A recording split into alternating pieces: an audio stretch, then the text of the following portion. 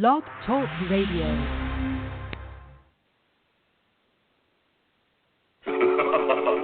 Franchise pros, Stan the Man, Paul Segreto, Badlands, baby.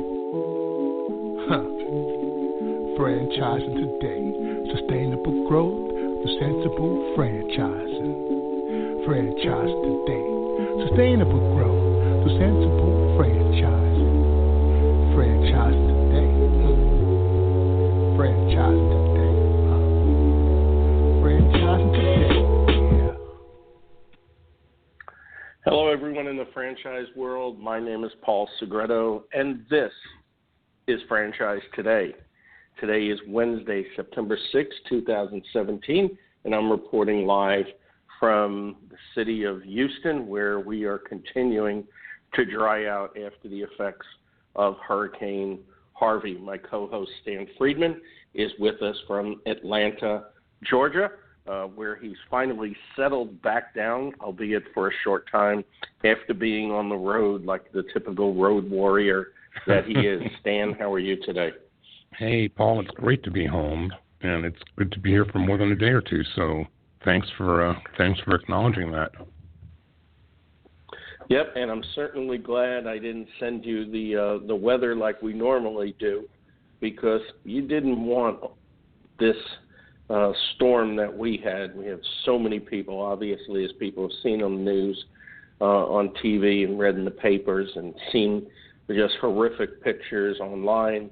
And, of course, the franchise community has not left this without being hurt themselves. There's so many franchisees that lost homes, lost businesses, and several franchisors in the area have been adversely affected. And certainly my thoughts and prayers and heart goes out to everybody that was affected by this. This was catastrophic to biblical proportions. And then, of course, now we have our friends in Florida facing somewhat of the same trek of a Hurricane Irma coming through there in the next few days. It's really a tough time for a lot of people, Stan. No doubt, Paul. In fact, as part of the front of the house today, I did make note of some companies that are doing things in any way they can to be helpful for those that have been bitten by this really bad bullet. Urban Bricks Pizza has been helping Texas residents after Harvey. In the wake of the hurricane, Urban Bricks gave away more than 700 pizzas to residents of Corpus Christi who were affected by the storm. And, they're just one of many, Paul. I've seen Massage Heights has set up a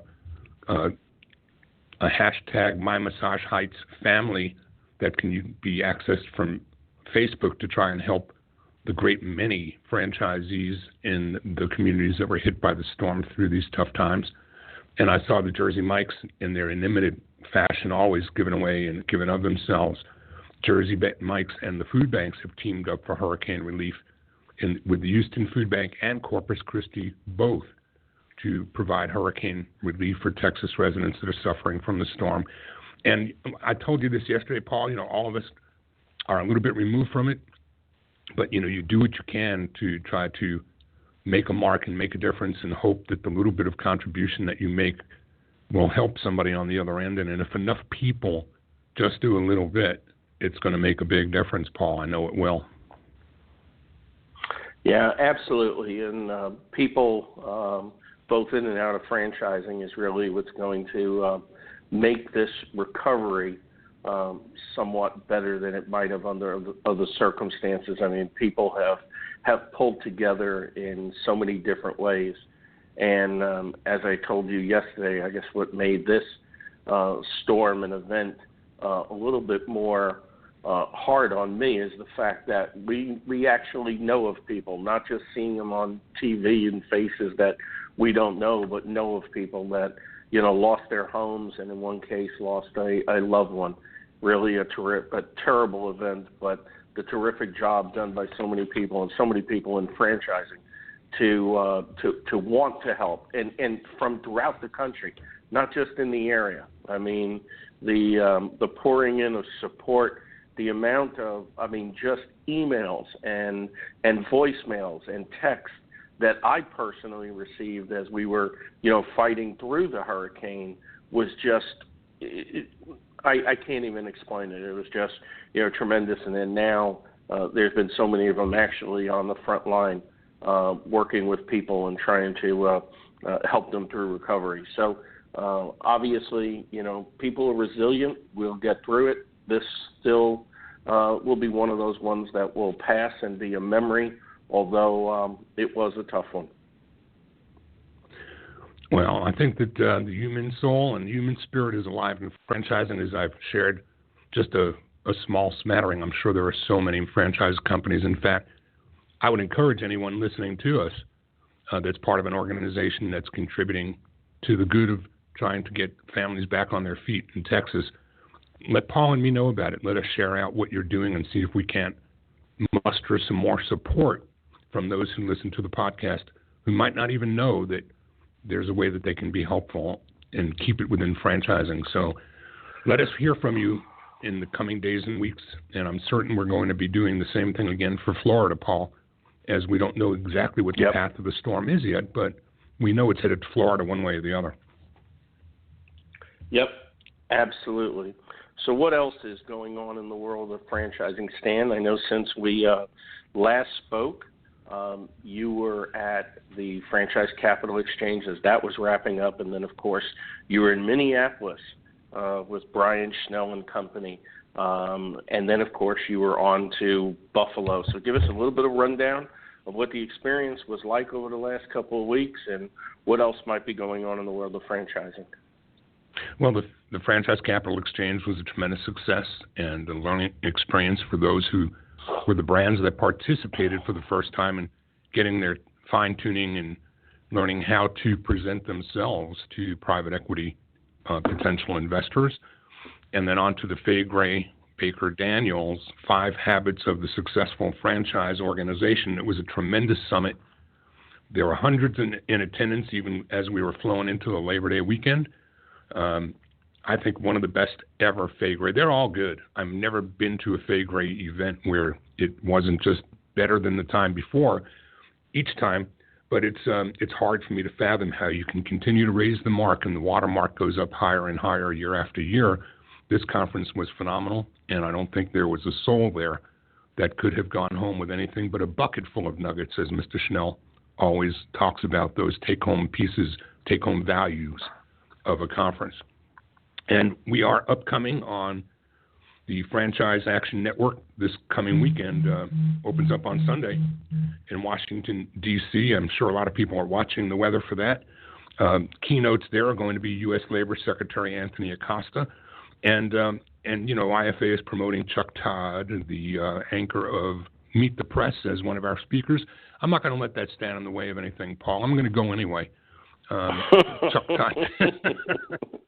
Chuck Todd to me is not Tim Russert. He's not one of my favorite commentators. He's not fair and balanced. He's very biased. And great interviewers. I just find myself on the other side of his opinion more often than not. But nonetheless, Chuck Todd will be featured as a speaker at the Political Action Network fly-in. And then one last thing I want to call out before we get to our guest is that coming up in October, it's a little out there, but I want to bring this to people's attention now before it becomes too late. So a great many of our brethren will be flying into Atlanta for the Franchise Update Fall Leadership Conference. Opens on the 11th of October. Well, for those who are coming in on the 10th, on the evening of the 10th from 6 to 8 p.m., the IFA's Atlanta chapter of the Women's Franchise Network is going to be having a get-together right a block from the hotel where everybody will be staying for Franchise Update, and it's at the City Club of Buckhead, and it's going to feature one of our truly best friends in the world of franchising, Mary Kay Liston. So if you want a real value add and a real bonus, and you're going to be in town anyway, you don't have to be an IFA member. Anyone who's in town can attend. Just don't wait for the last minute. So it's going to be again at the City Club. And contact me if you'd like, and I'll send you a link back out to the registration form for 6 p.m. to 8 p.m. on the evening of October 10th, Tuesday evening, in front of the Franchise Update event. when we can get a real special kickoff to that event with an evening with Mary Kay Liston. That's fantastic. That's going to be a great event. Really love Mary Kay. She's really going to bring some interesting perspective. That is awesome. Well, and of course, she's Stan, going to be we have. I was going to say she's going to be talking about values, Paul. So she's going to be talking about Are You Living Rich? Are You Living Rich? And anyone who comes can do some charity work too. Franchising Gives Back, Mary Kay are going to share inspiring messages, but they're going to be doing this to the benefit of something called Dress for Success in Atlanta. And anyone who wants to bring gently worn career apparel, handbags, travel-sized toiletries will be helping those in need through that organization. So do well by doing good and come have an incredibly wonderful evening with a couple of hundred of your closest friends in franchising.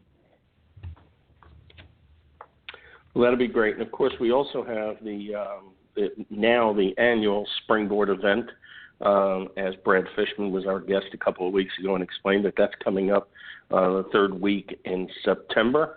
I, of course, will be there. FRM Solutions, your company, Stan, is a sponsor. So I look forward to seeing you there. And then also the day after Springboard, I have been asked to speak at the New England Franchise Association meeting up in Boston. So I'll be in the Northeast for an extended stay, and then we'll be coming back. So definitely a packed schedule, regretfully, due to recent circumstances surrounding Hurricane Harvey. I will not be at the Washington, D.C. event. I'm really sad about that because I thoroughly want to support, as I always do, everything regarding franchising. But obviously I had to look at some priorities, and that's what I will be doing. So I will be there in heart and soul, but unfortunately not physically. So you'll have to be my eyes and ears for that. I'll do both. And before we get into the meat of today's discussion and our interview, I just wanted to segue quickly into a very quick trivia question. So here it is. You ready? Yep. What do the numbers 220 and 12 have in common? Well, I would have to say this has something to do with your annual trek up to Buffalo, New York, and I would say that Joey Chestnut ate 220 wings in 10 minutes, which is just unbelievable. Ding, ding, ding. No more callers. Okay. We have a winner. Okay. We have a winner. Oh, my God. That's just, and I gave you a hint. That's just... I gave you a hint when I said I wanted to do this to get into the meat of the program, right? Yeah, absolutely. So today's guest was quoted as saying, "I appreciate that people are serving healthier products now. We've been doing it for a long time. 80% of our smoothies have no fat at all. We want to be a healthy alternative to fast food." And, of course, that's the CEO of Maui Wowi Hawaiian Coffee and Smoothies, Mike Weinberger. Mike, welcome to Franchise Today. Aloha. Thanks for having me. Appreciate it. Aloha. So, one of the things that, going back and forth with our great friends at Fishman Public Relations, they gave us a lot of insight into the brand. We're really excited to learn a little bit about that today. But before we do so, why don't you tell us about, Mike Weinberger, the person? As you know, we talked before the show. All of us in franchising probably, most likely, I would say definitely, didn't get out of school at one point and say, you know what, franchising is the trek that I'm going to lead myself down because I love franchising. And yet I know so many of us, absolutely love and adore franchising and would do anything for it. So take us on a trek, take us as far back as you would like, and kind of just take us through this journey of what led you to Maui Wowi and where you are today. Wow, that's a great question. So originally born and raised in Akron, Ohio. Went to school in Southern Ohio, Miami University, and loved the state of Ohio, but decided to get out of there when I graduated college, knowing I wanted to go to law school, so I came out to Colorado, skied and played for a year, and then ended up going to the University of Denver. So during my time in law school, probably about the third year, I realized I didn't really enjoy law firms and a lot of what lawyers did. So that's always a difficult conversation with yourself and with your parents, probably saying, I'm not going to be a traditional lawyer. Fortunate enough at that point in time, when you talk about serendipitous paths, that I met a couple gentlemen who were starting a franchise company, and it happened to be a smoothie company. And I started there as an intern and legal intern, and worked my way up into a general counsel role as I graduated law school. The brand was Squeeze, and we got about 30 units going over the first couple of years. And at that time, I decided, well, maybe I should leave and go work in a law firm, see what it's really like. I was relatively young, 26 years old. I went to a law firm for maybe 60 seconds. I hated it. It wasn't me. It wasn't a good fit. It was bad. I was fortunate enough to know the gentleman who owned and ran Maui Wowi at the time, Michael Haith. My smoothie company was in the same building as his, so we had a friendly rivalry, I'll say.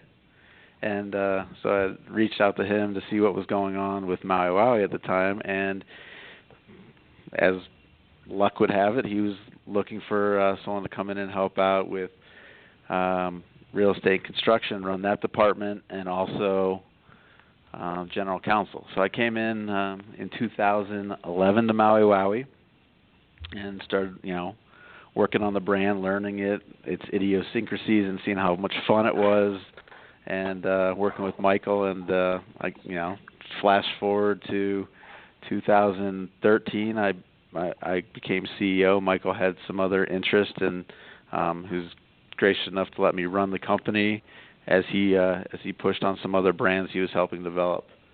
In 2015, we'd experienced some pretty significant growth over the year, and we sold the Kahala brands based in Scottsdale, Arizona. They have over 22 brands under their umbrella here, Cold Stone being the Halo brand, but Blimpie, Pinkberry, Taco Time, just to name a few. And for the last 2 years, been working for Kahala, helping Maui Wowi grow. So it's been a good ride over the last. I've been in franchising for 15 years, so it's kind of crazy to think that already. I'm turning 40 in 2 months. Wow. So with Kahala and the acquisition of Kahala, Kahala itself was recently acquired, wasn't it? And moved up to Canada, if I'm not mistaken? Yeah, so our companies are the domestic operations of Kahala are based in Scottsdale, and that's where they remain. The owners of Kahala previously, the Soroya Private Equity Group, sold to MTY Group, which is a larger franchisor based in Canada. So we're still, our domestic operations are 22 U.S. brands, and they have an international presence. Will remain here in the U.S. in Scottsdale, and then we have our other 20-some brands based out of MTY in Canada, and a few of them are coming down south of the border. Thai Express being a big one that's done quite well in Canada, and is going to be making an appearance here in the U.S. over the next couple months. I think we have 1 or 2 already opened. So I have a question that goes back to, I guess, 1997, which is when I first met Mike Haith. And Michael and I used to see each other on the road with IFA events. And I was ironically a Blimpie executive back then who knew that you guys would wind up under the same umbrella. But the thing that I know about Michael and the growth of the Maui Wowi brand was all about the culture. It was Michael showing up with Hawaiian shirts while the rest of us were business casual. It was Michael speaking from the heart about ohana and family, and that's kind of the hardest part, I think, when a brand gets acquired. It's hard to bring the culture forward along with the new ownership. Talk to the audience a little bit Mike, if you would, about how important that is in your culture to maintain the culture, and through the ownership changes and management changes, how have you managed to keep that experience for the consumer intact? Well, you hit the nail on the head with that one. I mean, it's dead on, and I am a big culture guy. I think culture trumps all. So Michael and I had those conversations, a lot of cups of coffee, a few beers. It's not always about selling the company; it was selling to the right fit, the right party who understood what Maui Wowi stood for, what we're all about. I'm not wearing shoes right now. I'm wearing sandals, right? It's not a cliche. It's really how our system runs. So we spent a lot of time during that acquisition period or search period looking for the right fit, and Kahala was truly the only fit. I mean, it's kind of interesting if you look at our website at Kahala. It's surf, right? It's all our brands are surfboards on there. The people that run the company have the same mentality of taking care of franchisees first. They do treat their franchisees like Ohana. So that truly made selling the company made sense then. And over the last 2 years, it's been remarkably easy to transition in because not a lot has changed. It's only really changed for the better. So not only myself, but my core team from Maui Wowi are all now Kahala employees. It's not normal in acquisition for a majority of employees to go with the acquisition, right? A lot of times they get swallowed up, but our employees are all there. So we've been able to keep that culture and teach that culture. And if anything, we've got to add to that. We have before acquisition, we had 15 employees at Maui Wowi, and now we have at least 60 that touch the Maui Wowi brand in some form or fashion. We had our annual franchisee conference down in Scottsdale, and it was awesome. It was great to see, and it's I would say it's a good company to be with. It's a great time to be part of this because we have many more resources to support that. I like the term you used, the Ohana, the family of how we treat our franchisees. Yep, absolutely. The cornerstone of your brand, and for those listeners that aren't aware, Ohana means family in Hawaiian, and what better way to epitomize a franchise organization as being family. I certainly truly believe in that, as many others do as well. It is the cornerstone of all franchising, or at least should be. Mike, Maui Wowi has, some different business models, so to speak. There's a lot of flexibility. You have mobile franchisees. You have flexibility of the different types, carts, kiosks, catering. I know you've made a big push into sports stadiums, which I believe is certainly brilliant, not only from the business standpoint, but of really creating brand awareness in front of thousands and thousands of fans every time your brand is seen. And of course, a bunch of other events like cheerleader events, swim meets, etc. What, when you're from a consumer standpoint, what is the common denominator, so to speak, beyond the culture of being able to see, Maui Wowi in all these different places, albeit there are obviously different sizes, there's a different backdrop or whatever. What is really the common denominator that makes Maui Wowi stand out at the forefront of the consumer's mind? Yeah, good question. I mean, for me, it's always been and it always will be our product and the Maui Wowi experience. So to put it in a few words, the vacation in a cup, right? No matter where you are at these stadiums, these events, and we go big, we go small. We're in NFL stadiums, NBA, NHL, and we'll be in your kids' elementary school for the PTA. It doesn't really matter. It's Maui Wowi anywhere at any time. But the goal and the common denominator to hit your question, it remains the same. It's to provide that healthy product to the public, and for them to sit there for a second and be transported to the islands, right? All our smoothies have umbrellas, parasols in the cup. They all have a fresh banana. They all taste delicious. And we also have our coffees from Hawaii. They're roasted here in the U.S. and we ship them out to our franchisees. But it's to take that out to the consumer. And Michael and Jill Summerhays had that vision from 35 years ago, and it still hasn't changed. It's to provide a healthy alternative to the funnel cakes and corn dogs that are always around, right? Sometimes people just want to have something that feels and tastes good, and also gives them a little bit of that Aloha spirit. So in the controlled environment, when you're in a stadium or someplace, and consumers have fewer choices, even if the healthy is what they want. I mean, they're limited to what they can go to. How about out on the street side and retail, and where consumers really do have choices and make decisions about which brand, not just what it is they want, but where they go to get it? How do you communicate there to the consumer, and how does the consumer, more importantly, communicate to you that their passion for this brand is what it is? So I know in concepts, that aren't probably nearly as healthy or good for us, the In-N-Out burgers and the Chick-fil-A's, those that have those iconic kinds of followings, I get a sense that Maui Wowi has that too. What drives that? Yeah, it's kind of the same ideal, but to your point, it is a crowded marketplace. So the mobile business, which is actually truly 95% of our business now, we've got over 400 mobile units around the world. We have 25 stores. So to flash your question, the stores, it's that same vibe. So it allows us to have more real estate than our 10-foot cart. So you can walk into that 1,000 square foot coffee smoothie shop and put your feet up on a nice hammock. We sell some sandals. We bring in local foods, meaning the local burrito guys, and it's almost like that. If anyone's been to Maui, that local market feel, that comfortable feel.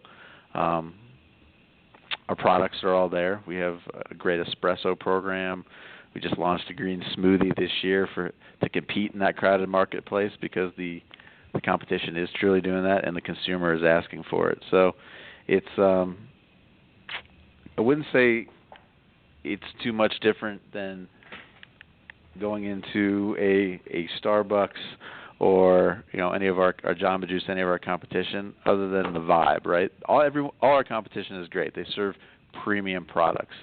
But walking into Maui Wowi, you're getting that independent vibe, if that makes sense, of a local shop, locally owned and operated.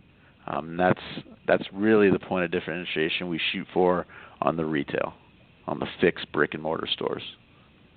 So the best of economies of scale, but still feeling like a mom and pop locally. Yep. Great. Exactly. Dead on. You're listening to Franchise Today. I'm Stan Friedman, along with Paul Segreto, and today we're talking with Mike Weinberger, brand president of Maui Wowi. Franchise Today is brought to you by the Franchise Foundry, where they've been bringing emerging brands to market for more than 30 years. The Foundry fosters healthy, sustainable growth for their clients, the kind that comes from experience. The Franchise Foundry provides both coaching and consulting, a hybrid style that delivers more effective solutions for both the franchisor's corporate team as well as for their franchisees. The Franchise Foundry team is rich in practical hands-on experience with expertise in general business management, operational and change management, digital marketing, and, of course, franchise recruitment and development. Plus, the Foundry team can also assist you with creating roadmaps for potential mergers and acquisitions, and they can provide the guidance needed to navigate those courses. Learn more about Paul Segreto and the Franchise Foundry, along with their expanding list of clients, at www.franchisefoundry.com. Franchise Today, also brought to you by FRM Solutions, offering best-in-class CRM and document management software designed specifically for franchising. FRM empowers real-time business intelligence, communication, and collaboration between all members of the franchisor's team and prospective as well as existing franchisees. This enables you to simply and seamlessly track, access, and manage all messages to and from prospective and existing franchisees, including texts. Legal and compliance is simplified too with FRM's document management, and even site visits can be digitally facilitated and scored with FRM. Make today the day you give FRM a look and assure that all of your candidate and franchisee correspondence, including texts, are being permanently tracked and stored in candidate and franchisee records. FRM even provides state-of-the-art digital experiences for your prospective franchisees, replacing old-style virtual brochures. No long-term contracts, multiple upgrades each year at no additional cost, no excuses, just solutions on the web at frmsolutions.com.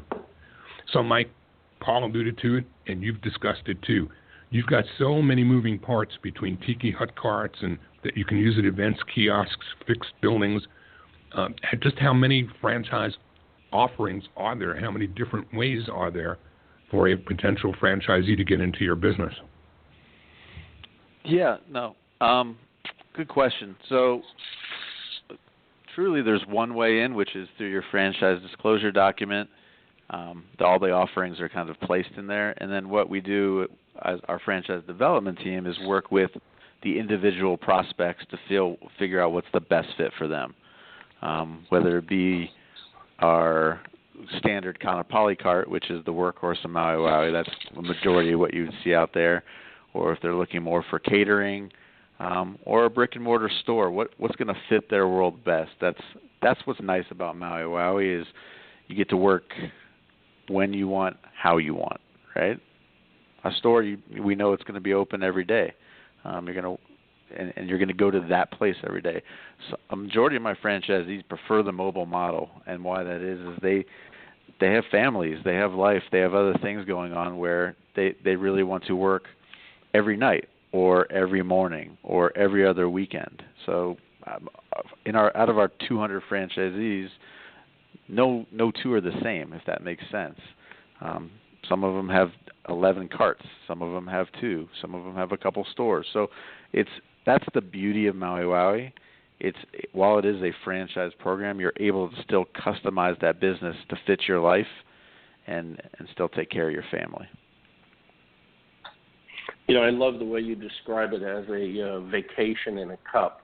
And I want to read some of the comments from franchisees. One is about freedom. It says, I love the opportunity to dress casual, be outside, keep the business small, grow it as large as I'd like.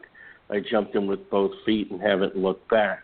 Another one on Ohana, family. Maui Wowi is a collaborative system with a genuine feeling of helping one another grow, thrive, and be successful. No other franchise concept compares. And, of course, what you're alluding to, flexibility. At Maui Wowi, you can have a storefront, go to events, you can do catering. So there's a lot of choices what we can do with our business. And just remarkable testimonies, but the flexibility of the brand obviously allows for so much. But, of course, it all comes down to the core component. And another franchisee here in Texas said it was with the healthy smoothies that caught my eye because I wanted to focus on youth. I wanted to offer an alternative, and everything was sugar. So when I found that product, the Maui Wowi product, I was very excited. So really a well-rounded program for franchisees. So tell us a little bit about the day in the life of a Maui Wowi franchisee. What can somebody expect to be doing in a typical day as a Maui Wowi franchisee? Sure. As I said, no two franchisees run the same business, but a lot of their day-to-day activities are the same. So I use the coin analogy, two sides of the coin.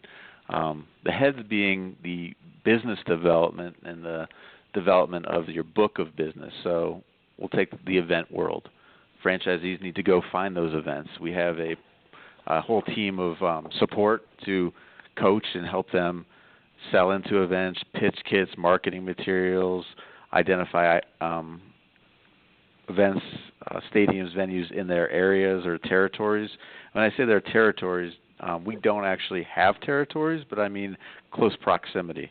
If a franchisee lived in California and wanted to do an event in New York, they could do that. They could literally log on our system and say, hey, I'm going to be in New York. I'm going to travel across the country. I'd love to go to the U.S. Open. Is any other Maui Wowi franchisee there? If not, they could protect it and go after that. So a lot of the heads of the coin is pushing for and getting those events. The tails is the operation side, running the event, getting set up there, making sure your product is ready to go, putting on your smile, your Aloha spirit, and just serving that vacation in a cup. So it allows our franchisees to kind of have the best of both worlds, where they're going out to get those events, the events that they want, and then they're operating them. As the bigger you get, you have more staff under you. Obviously, you can't be behind 10 carts all at once. So some of my bigger and better franchisees have staffs of over 30 to 40 people working for them, and that's great to see, because you see a franchisee not only supporting their family, you're seeing them grow a business that's taking care of other families and giving a premium, healthy product out to the public. That's why I do what I do. I love that. That's awesome. You definitely get to hear the passion in your voice, Mike. Today and of late, I've been reading a lot restaurant business and Nation's Restaurant News about McDonald's, mounting a new raid on Starbucks. Another headline says McDonald's making a big bet on coffee. And, of course, we know about the great tasting smoothies that Maui Wowi has. Tell us a bit about, the coffee. I think it's the it's the part of Maui Wowi that, many people, don't understand the fantastic quality of the Hawaiian coffee that you provide. Tell us a little bit about the coffee component to the franchise opportunity.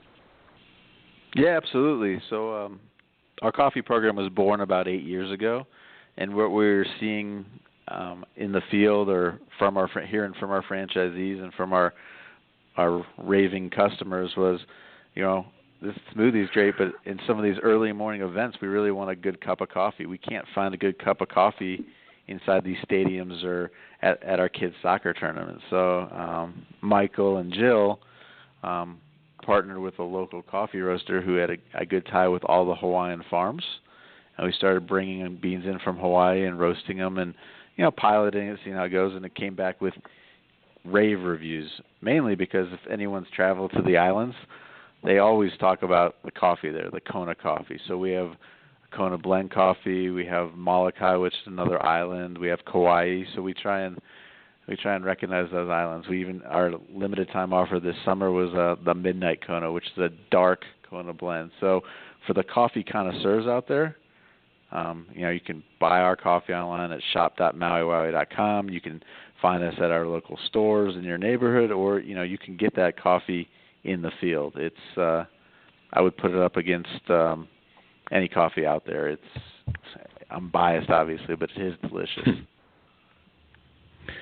So I've got a question that goes to the business of the business, because I believe, if I'm not mistaken, that you're in a unique space where you don't charge royalties. So how do you make money, and how does a franchisee make their contributions toward the good of the whole to keep you guys in business and in support of those franchisees? Yeah, sure. We don't charge a royalty, that's true, and it's the main reason that was born out of it was people don't operate every day as a Maui Wowi franchisee, and two, we were born in an age that the iPhone, the iPad, the things didn't exist. Wi-Fi didn't exist. So we were a cash business. So what Michael and Jill came up with, which still works very well, is we sell the product. So we sell the coffee to our franchisees, and we sell the smoothie to our franchisees, the smoothie components, the blend.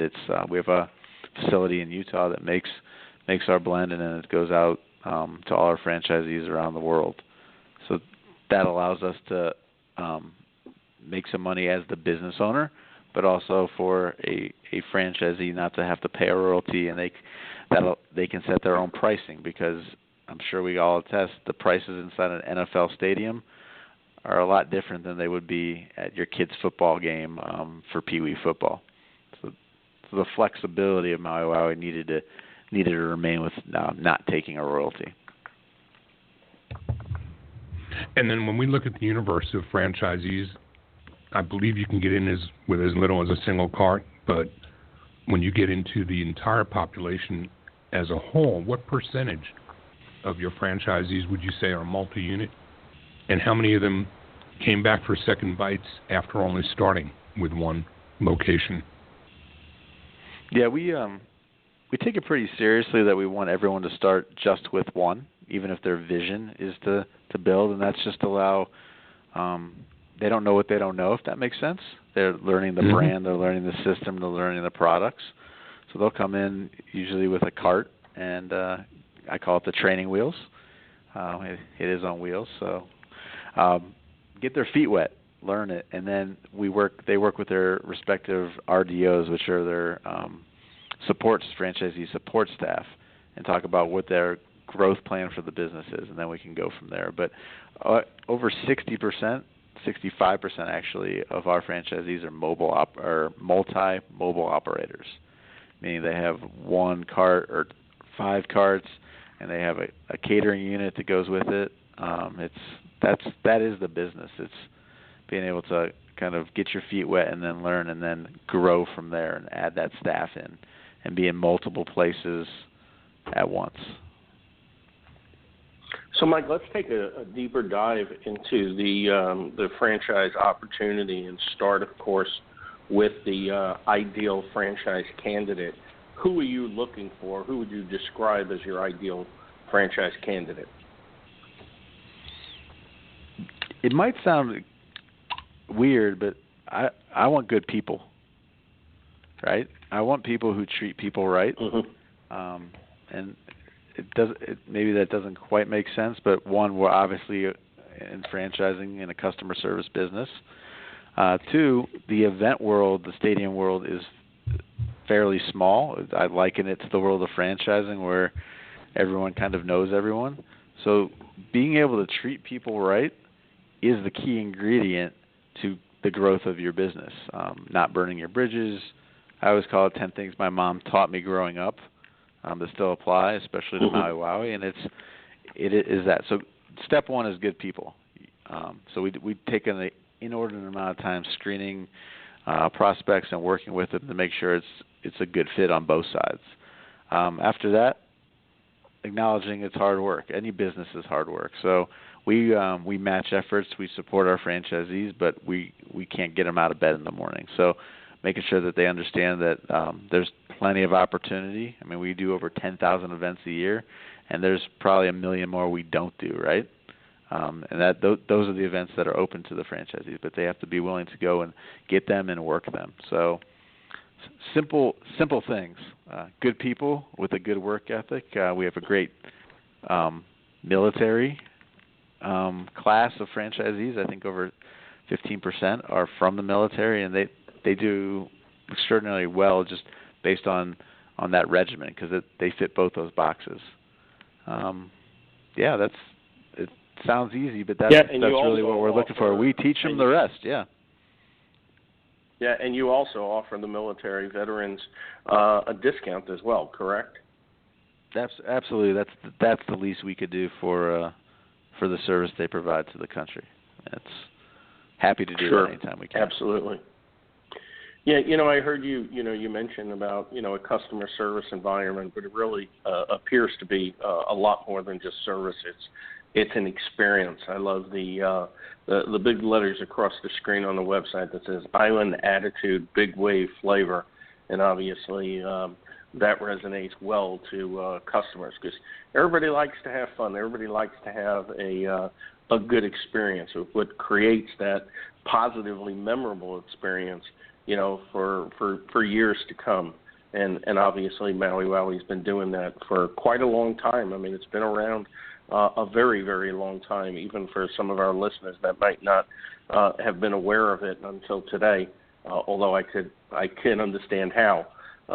Certainly, its history perceives itself here.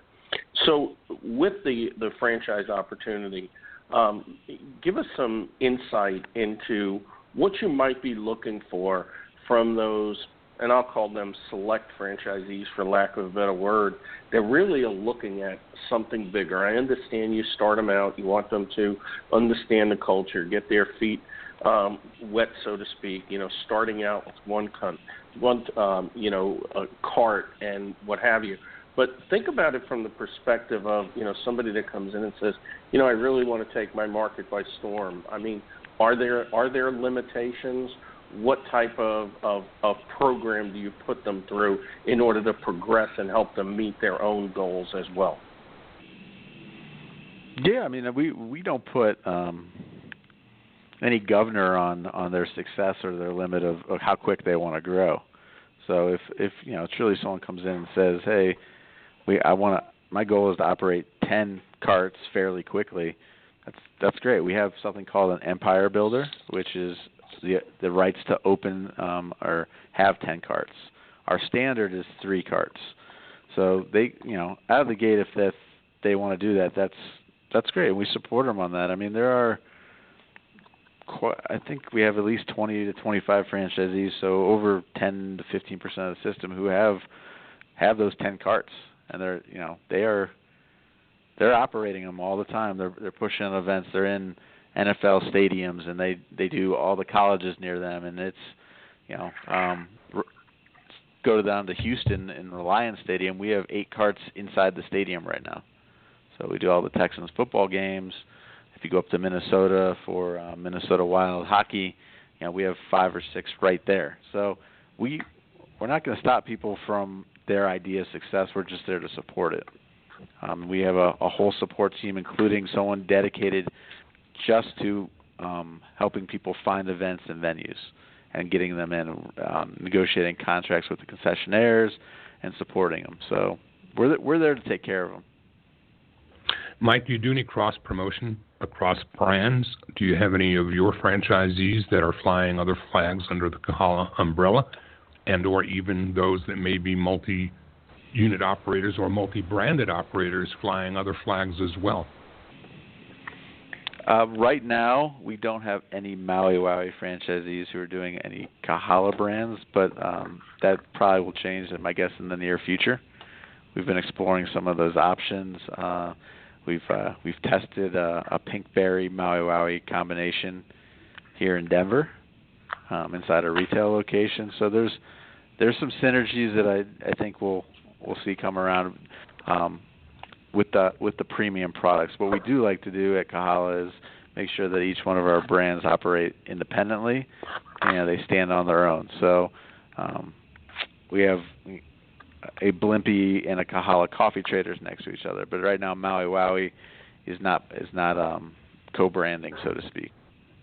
I'm reminded of conversations that I've had with some of our other guests that remind me back in my Blimpie days when we used to look for co-branding efforts, and with extensions of our day part, we were able to, with yogurt, for example, back in those days, find a really good co-branding partner because the yogurt companies like you didn't charge royalty. So there was no battle between the franchisor making a determination as to, which dollar went into which register or which draw or which till. It was percentage of all sales if it was co-branded with Blimpie. And I can see in reverse where that could be a benefit for you with some of the other families of brands under the Kahala flag, where bringing in other product would make it easy enough for a co-branded situation because there's not a double dip on royalty. Yeah, absolutely. We've definitely been exploring that internally and trying to, find the right fit. But I think our product stands on its own, and to your point, it is a great add-on to someone's core business, right? Whether it be sandwiches or ice cream, it's nice to have another product that can help build franchisee sales, even if it's just incrementally. So much like the Disney philosophy of hire the attitude, train the skill, you're looking for people that are like-minded, love people, high social skills.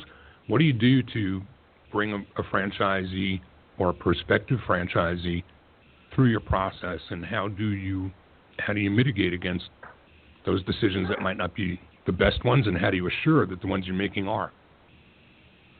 Yeah, so we have a pretty set in stone development process as far as bringing in prospective franchisees. A lot of I call it homework, but it's more just making sure everyone's making a good decision on both sides, and it culminates with a discovery day and an executive interview, breaking of the bread with me and some of the other exec team, just to make sure that they are a good fit for Kahala and for Maui Wowi.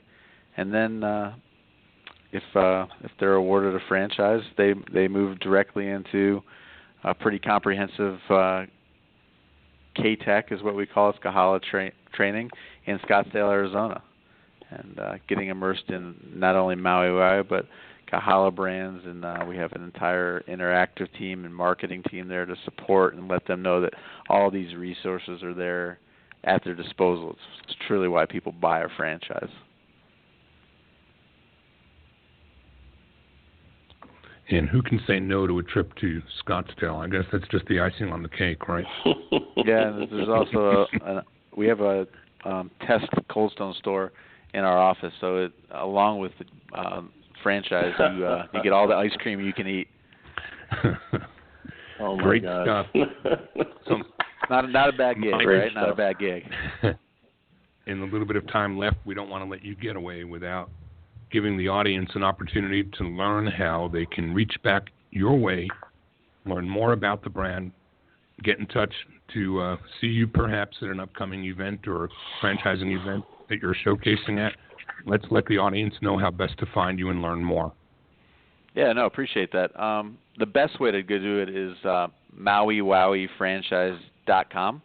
So it's MauiWowi franchise.com, and it gives you a great overview of our concept, what we're all about, kind of the high notes that I hit.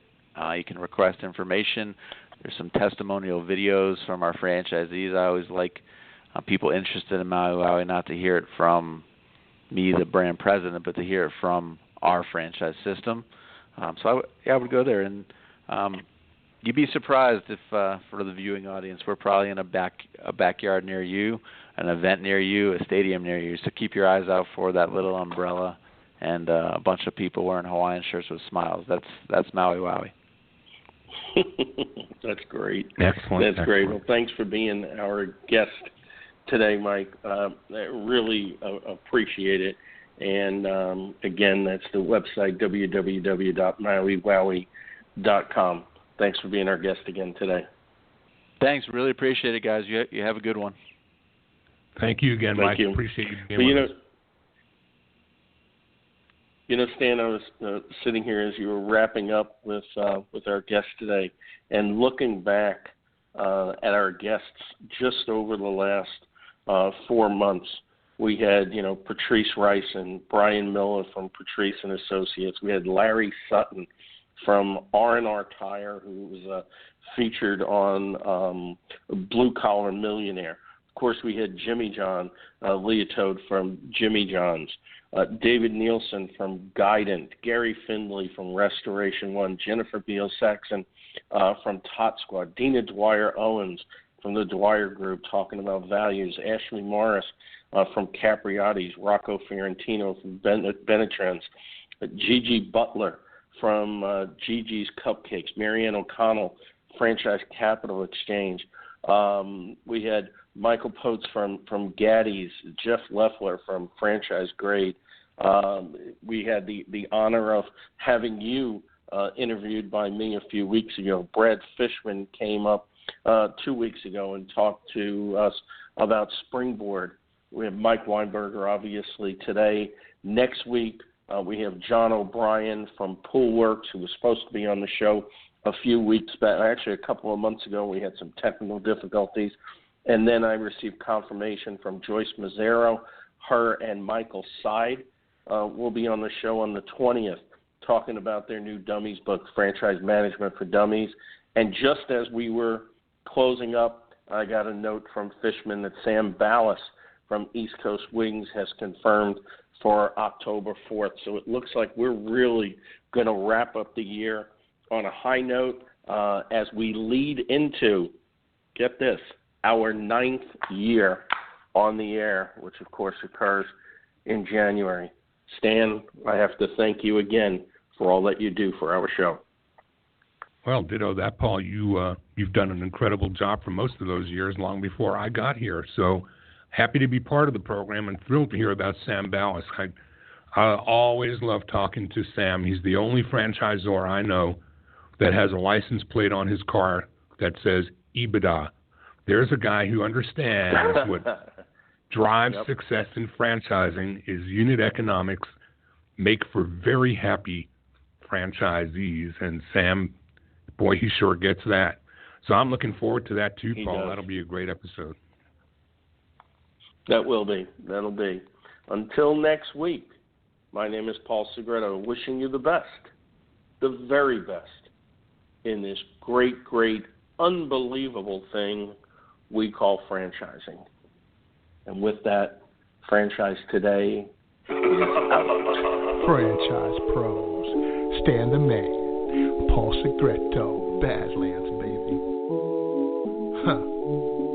Franchising today, sustainable growth, the sensible franchising. Franchise today, sustainable growth, the sensible franchising. Franchising today, franchising today, franchising today, yeah.